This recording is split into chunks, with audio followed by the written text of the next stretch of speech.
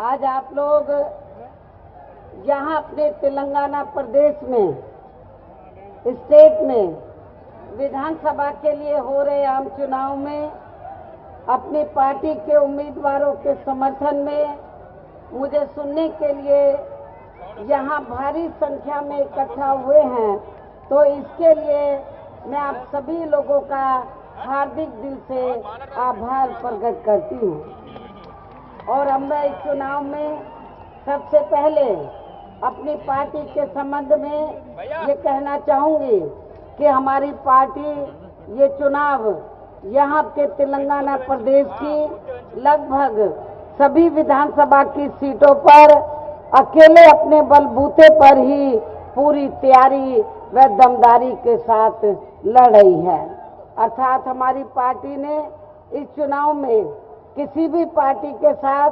किसी भी प्रकार का कोई चुनावी समझौता नहीं किया है। इसके साथ ही हमने टिकट बंटवारे के मामले में भी बीएसपी से जुड़ने की तादाद को ध्यान में रखकर ही फिर उसी अनुपात में यहाँ सर्व समाज के लोगों को टिकट दिए हैं। लेकिन अब मैं आप लोगों का ध्यान इस चुनाव में यहाँ आपके तेलंगाना प्रदेश की जनता को अपना वोट कांग्रेस, बीजेपी व अन्य विरोधी पार्टियों को न देकर, यहाँ की रीजनल पार्टीज को न देकर केवल अपनी पार्टी बहुजन समाज पार्टी को ही देना क्यों जरूरी है, इस खास बात की तरफ दिलाना चाहती हूँ। और इस संबंध में हमारी पार्टी का ये कहना है कि अपने देश को आज़ाद हुए और भारतीय संविधान को भी लागू हुए अब यहाँ वर्षों बीत चुके हैं, और इस लंबी अवधि में केंद्र व राज्यों में तथा यहाँ के तेलंगाना प्रदेश में भी विभिन्न पार्टियों की सरकारें रही हैं। लेकिन दुख की बात यह है कि इस लंबी अवधि में भी यहाँ आपके प्रदेश सहित पूरे देश में सर्व समाज में से विशेषकर दलितों, आदिवासियों, पिछड़े वर्गों, मुस्लिम व अन्य धार्मिक अल्पसंख्यकों के साथ साथ गरीबों, मजदूरों, किसानों, व्यापारियों एवं अन्य मेहनतकश लोगों का कोई खास विकास व उत्थान नहीं हो सका है, जिनके शासनकाल को अब इन्हें और ज़्यादा आजमाने की ज़रूरत नहीं है। और इस संबंध में मैं यहाँ विशेषकर दलितों, आदिवासियों व अन्य पिछड़े वर्गों के लोगों को ये कहना चाहूँगी कि इन्हें परम पूज्य बाबा साहब डॉक्टर भीमराव अम्बेडकर के अथक प्रयासों से यहाँ के तेलंगाना प्रदेश सहित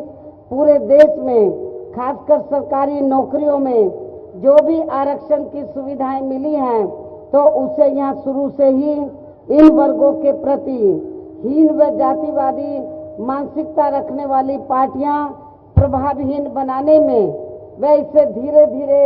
खत्म करने की भी कोशिश में लगी हुई हैं। यही मुख्य वजह है कि देश में पहले लंबे अरसे तक यहाँ राज करने वाली कांग्रेस पार्टी ने और अब वर्तमान में बीजेपी की केंद्र एवं राज्य सरकारों ने भी इनका आरक्षण का कोटा पूरा नहीं किया है। अभी तक भी इनका आरक्षण का कोटा पूरा नहीं किया है, और इस मामले में लगभग यही खराब स्थिति हमें यहाँ आपके तेलंगाना प्रदेश में भी देखने के लिए मिल रही है। इसके साथ ही पिछले कुछ वर्षों से खासकर कांग्रेस व बीजेपी की अंदरूनी मिली भगत से अब यहाँ सरकारी नौकरियों में दलितों व आदिवासियों के पदोन्नति में आरक्षण को भी काफी हद तक प्रभावहीन ही बना दिया है, जिसे प्रभावी बनाने के लिए अभी भी हमारी पार्टी को संसद के अंदर व बाहर भी काफी कड़ा संघर्ष करना पड़ा है। और अब तो इन वर्गों के लोगों को प्राइवेट सेक्टर में आरक्षण दिए जाने की व्यवस्था किए बिना ही केंद्र व राज्य सरकारों के भी ज़्यादातर कार्य प्राइवेट सेक्टर के जरिए ही देश के अधिकांश बड़े बड़े पूंजीपतियों व धन्ना सेठों को ही दिए जा रहे हैं, जिसके कारण ही अब पूरे देश में इन वर्गों के लोगों को आरक्षण का बहुत कम लाभ मिल पा रहा है और इससे अब पूरे देश में दलितों व आदिवासियों के साथ साथ अन्य पिछड़े वर्ग के लोग भी काफी बुरी तरह से प्रभावित हो रहे हैं। हालांकि अन्य पिछड़े वर्गों के लोगों को इस खास बात को भी ध्यान में रखकर जरूर चलना चाहिए कि इन्हें भारतीय संविधान के तहत आरक्षण दिए जाने के लिए केंद्र में कांग्रेस पार्टी की रही सरकार में ही मंडल कमीशन की रिपोर्ट आ गई थी, जिसे इस पार्टी की सरकार ने इन वर्गों के प्रति भी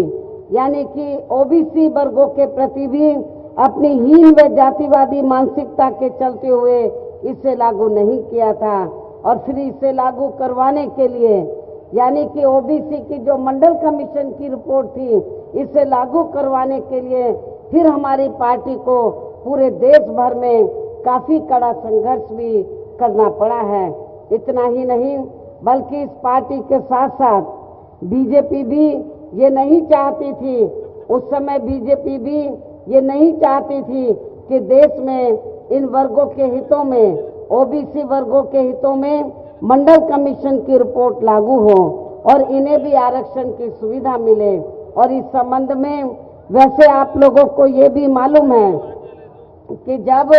बीएसपी के अथक प्रयासों से केंद्र में श्री बीपी सिंह की रही सरकार ने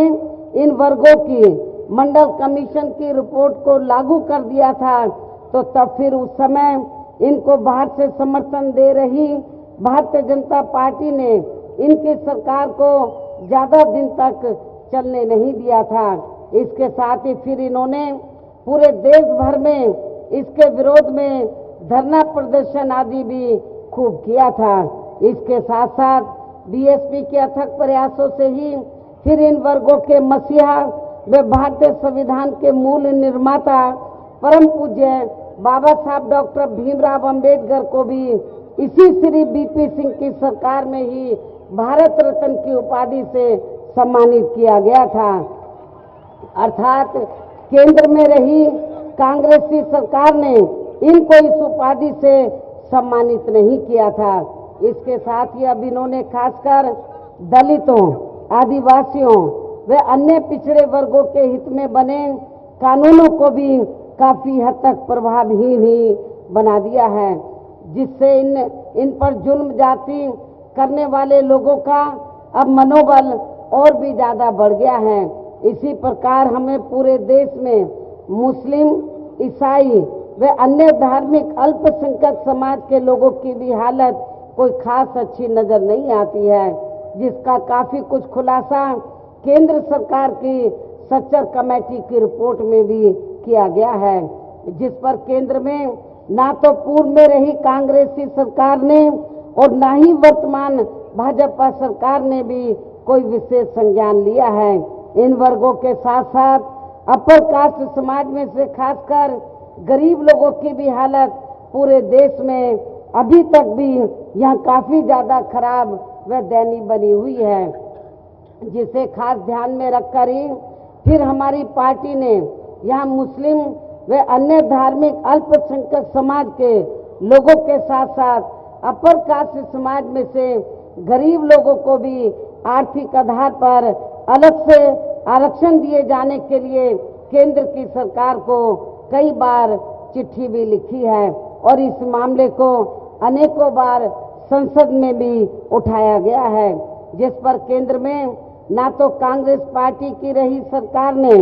और ना ही अब वर्तमान बीजेपी की सरकार ने भी इसका कोई संज्ञान लिया है। इसके अलावा देश के अन्य प्रदेशों की तरह आपके तेलंगाना प्रदेश में भी सर्व समाज में से विशेषकर यहाँ गरीब, मजदूर, किसान, कर्मचारी, व्यापारी एवं अन्य मेहनतकश लोग भी अपनी विभिन्न समस्याओं को लेकर अभी भी हमें काफी ज्यादा दुखी व पीड़ित ही नजर आते हैं। और इनमें किसान लोग तो यहाँ सबसे ज्यादा दुखी व पीड़ित हैं। इसके साथ ही पिछले कुछ वर्षों से केंद्र व राज्यों में विभिन्न पार्टियों की रही सरकारों की लगातार चली आ रही गलत आर्थिक नीतियों व गलत कार्य प्रणाली की वजह से अब यहाँ पूरे देश में गरीबी, बेरोजगारी एवं महंगाई आदि भी काफी ज्यादा बढ़ी है और खासकर डीजल, पेट्रोल व रसोई गैस आदि की वर्तमान में लगातार बढ़ रही कीमतों ने तो अब यहाँ लोगों को और भी ज्यादा मुश्किल में डाल दिया है, जिससे यहाँ आपका खुद का अपना प्रदेश भी प्रभावित हो रहा है। इसके अलावा बीजेपी की केंद्र सरकार द्वारा इनकी बिना पूरी तैयारी के व खासकर नोटबंदी एवं जीएसटी के लिए गए फैसले से तो अब यहाँ देश की अधिकांश जनता बहुत ज्यादा दुखी है, जिससे देश की अर्थव्यवस्था पर भी काफी ज्यादा बुरा प्रभाव पड़ रहा है। हालांकि इस मामले में शुरू से ही हमारी पार्टी केंद्र व राज्य सरकारों से भी हर स्तर पर ऐसी नीति अपनाने की लगातार ये मांग करती आ रही है कि देश में कुछ गिने चुने पूंजीपतियों व धन्ना सेठों का विकास होने की बजाय यहाँ गरीब व आम आदमी का ही विकास होना चाहिए। तभी सही मायने में यहाँ की जनता अपनी गरीबी, बेरोजगारी, महंगाई व अपनी अन्य और सभी समस्याओं से भी काफी हद तक मुक्ति पा सकती है। इसके साथ ही जहाँ तक आपके तेलंगाना प्रदेश सहित पूरे देश में गरीबी एवं बेरोजगारी को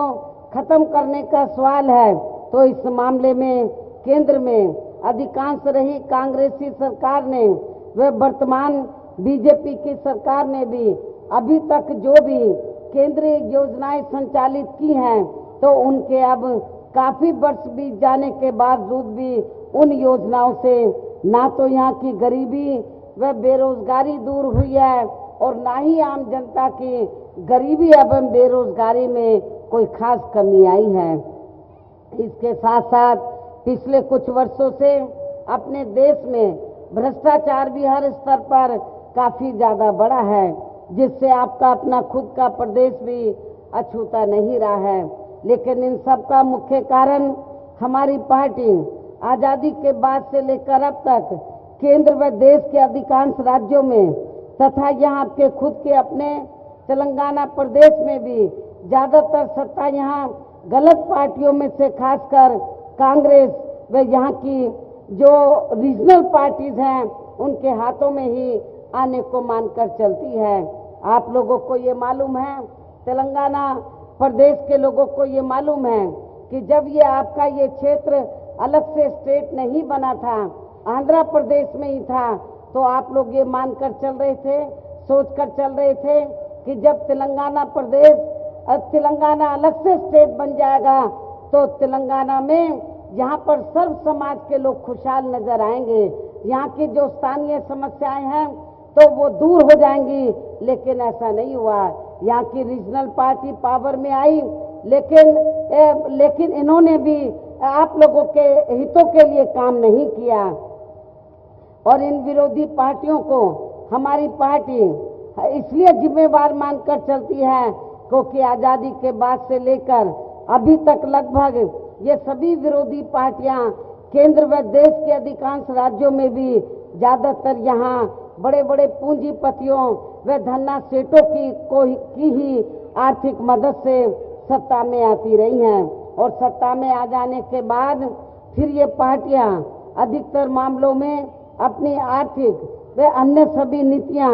यहाँ आम जनता की समस्याओं को दूर करने के हिसाब से तैयार नहीं करती हैं, बल्कि देश के उन बड़े बड़े पूंजीपतियों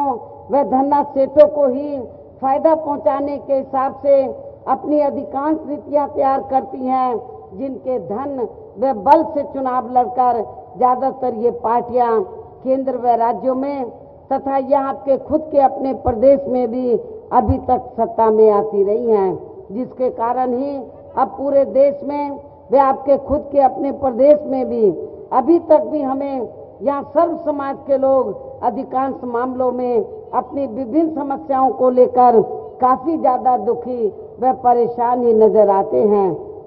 जबकि पूरे देश में बहुजन समाज पार्टी ही अकेली एक ऐसी पार्टी है जो विरोधी पार्टियों की तरह देश के बड़े बड़े पूंजीपतियों व धन्ना सेठों की आर्थिक मदद से नहीं बल्कि अपनी पार्टी के ही आम कार्यकर्ताओं की आर्थिक मदद से चुनाव लड़कर यहाँ केंद्र व राज्यों की सत्ता में आना चाहती है, ताकि हमारी पार्टी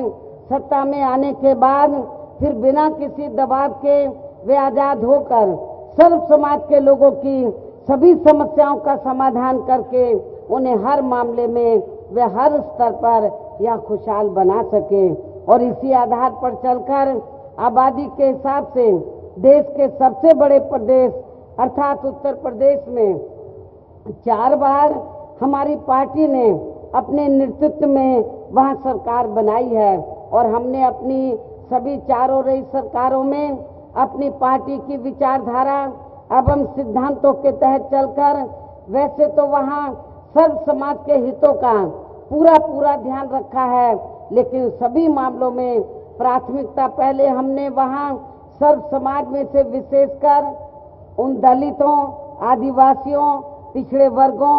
मुस्लिम व अन्य धार्मिक अल्पसंख्यक समाज के लोगों को दी है, जिनकी वहां हर मामले में वे हर स्तर पर विरोधी पार्टियों की रही सरकारों में उनकी हीन,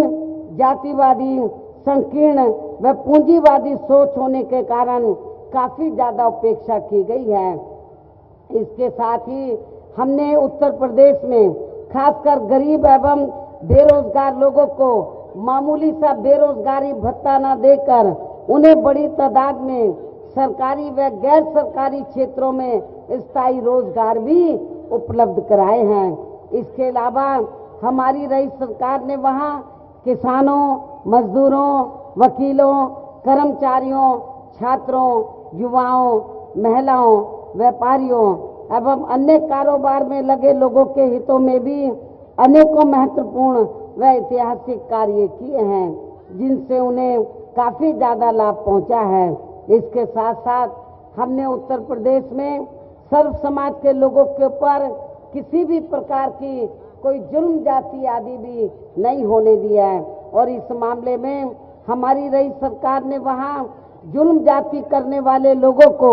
बिना कोई देरी किए हुए उन्हें तुरंत ही जेल की सलाखों के अंदर भेजा है, जहां मेरी सरकार में उनकी सही व असली जगह होती है। और इतना ही नहीं बल्कि हमारी रही सरकार ने यहाँ देश में दलित एवं अन्य पिछड़े वर्गों में समय समय पर जन्मे अपने महान संतों, गुरुओं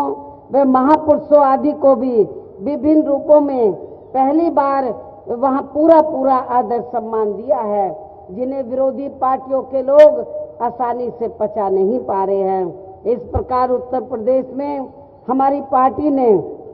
अपने सभी चारों रहे शासनकाल के दौरान अपनी पार्टी की सर्वजन हिताय व सर्वजन सुखाय की नीतियों के आधार पर चलकर ही वह हर मामले में व हर स्तर पर सर्व समाज के लोगों को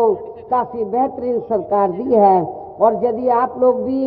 यहाँ अपने तेलंगाना प्रदेश में आम जनहित के ऐसे ही कार्य करना चाहते हैं तो फिर आप लोगों को भी उत्तर प्रदेश की तरह ही यहाँ अपने प्रदेश में भी खुद अपनी पार्टी की ही सरकार बनानी होगी। और जब आपके तेलंगाना प्रदेश में हमारी पार्टी की यहाँ सरकार बन जाती है तो तब फिर हमारी पार्टी की सरकार उत्तर प्रदेश की तरह ही यहाँ के तेलंगाना प्रदेश में भी हर मामले में व हर स्तर पर सर्वजन हिताय व सर्वजन सुखाय की नीतियों पर आधारित ही सरकार चलाएगी। इसके साथ ही आपके प्रदेश की व आम जनहित से जुड़ी जो भी यहाँ स्थानीय समस्याएं होंगी तो फिर उन्हें भी दूर करने का हर संभव पूरा प्रयास किया जाएगा। लेकिन इन सब कार्यों को करने के लिए अब आप लोगों को यहाँ अपनी खुद की सरकार बनाना बहुत जरूरी है, जिसके लिए अब आप लोगों को वोट पड़ने तक यहाँ सभी विरोधी पार्टियों के साम दाम दंड भेद आदि अनेकों हथकंडों से भी जरूर सावधान रहना है। और इस संबंध में वैसे आप लोगों को ये मालूम है कि चुनाव होने से कुछ समय पहले और चुनाव के दौरान भी अधिकांश यहाँ विरोधी पार्टियां अपने अपने पक्ष में हवा बनाने के लिए खासकर मीडिया व ओपिनियन पोल एवं सर्वे आदि का जो बड़े पैमाने पर इस्तेमाल करती हैं, तो उनसे भी आप लोगों को गुमराह नहीं होना है। इसके साथ साथ आप लोगों को पूर्व की तरह इस चुनाव में भी विरोधी पार्टियों के जारी किए गए उनके प्रलोभन भरे चुनावी घोषणा पत्रों के भी बहकावे में कतई नहीं आना है, जिन्हें ये पार्टियां चुनाव खत्म होने के बाद ज्यादातर दरकिनारी कर देती हैं। जैसे सन 2014 में देश में पिछले लोकसभा के हुए आम चुनाव में बीजेपी व खासकर श्री नरेंद्र मोदी ने अपनी हर चुनावी जनसभा में ये कहा था कि केंद्र में बीजेपी की सरकार बनने पर 100 दिनों के अंदर अंदर ही देश के हर गरीब परिवार के प्रत्येक सदस्य को 15 से 20 लाख रुपए के हिसाब से उन्हें आर्थिक मदद के रूप में दिए जाएंगे, जिसे इन्होंने अब अपनी सरकार के लगभग 5 वर्ष पूरे हो जाने पर भी अपने इस प्रलोभन भरे चुनावी वायदे को अभी तक भी पूरा नहीं किया है। और इस मामले में लगभग यही रवैया हमें केंद्र व राज्यों में पूर्व की रही कांग्रेसी सरकारों का भी देखने के लिए मिल रहा है। कहने का तात्पर्य ये है कि अब आप लोगों को कांग्रेस, बीजेपी व यहाँ की जो रीजनल पार्टीज हैं, तो आदि के इस चुनाव में जारी किए गए इनके प्रलोभन भरे चुनावी घोषणा पत्रों के बहकावे में कतई भी नहीं आना है। हालांकि इस संदर्भ में वैसे आप लोगों को ये भी मालूम है कि हमारी पार्टी दूसरी पार्टियों की तरह किसी भी चुनाव में अपना कोई भी चुनावी घोषणा पत्र आदि जारी नहीं करती है, क्योंकि हमारी पार्टी कहने में बहुत कम बल्कि कार्य करके दिखाने में ही ज़्यादा विश्वास रखती है। इसलिए इन सब बातों को ध्यान में रखकर अब आप लोगों को अपने खुद के वे अपने तेलंगाना प्रदेश के भी हित में अपने वोटों को ऐसी पार्टियों को न देकर केवल यहाँ अपनी एकमात्र हितैषी पार्टी बहुजन समाज पार्टी को ही देना है, जिसके कथनी व करनी में कोई अंतर नहीं होता है। और जो हमारी ये पार्टी अपनी सरकार बनने पर फिर यहाँ अपनी पार्टी की सर्वजन हिताय व सर्वजन सुखाय की नीतियों के आधार पर चलकर ही सरकार चलाएगी। और तभी फिर यहाँ आपके प्रदेश में भी परम पूज्य बाबा साहब डॉक्टर भीमराव अंबेडकर व मान्यवर श्री कांशीराम जी आदि का भी सही सपना जरूर साकार हो सकता है, जिसके लिए अब आप लोगों को यहाँ विधानसभा का आम चुनाव लड़ रहे अपने सभी उम्मीदवारों को जो यहाँ आप लोगों के सामने मंच पर मौजूद हैं, मेरी आप लोगों से पुरजोर अपील है कि बहुजन समाज पार्टी के इन सभी प्रत्याशियों को बीएसपी का जो चुनाव चिन्ह हाथी है, हाथी चुनाव चिन्ह के सामने वाले बटन को दबाकर इनको भारी वोटों के अंतर से जरूर जिताना है। मुझे ये देखकर बड़ा अच्छा लगा, खुशी हुई है कि आज की चुनावी जनसभा में हमारी जो महिलाएं हैं बड़ी तादाद में यहाँ पहुँची हैं। मैं अपनी महिलाओं से भी ये अपील करती हूँ कि वोट वाले दिन हमारी महिलाएं भी पुरुषों से पहले आगे निकलकर अपने अपने पोलिंग बूथों पर पहुंचकर अपने इन उम्मीदवारों को जरूर आप लोग वोट देंगे। अब मैं अंत में बीएसपी के सभी उम्मीदवारों को हाथी चुनाव चिन्ह के सामने वाले बटन को दबाकर इनको भारी वोटों के अंतर से जिताने की अपील करते हुए मैं अपनी बात यही समाप्त करती हूँ। जय भीम, जय भारत।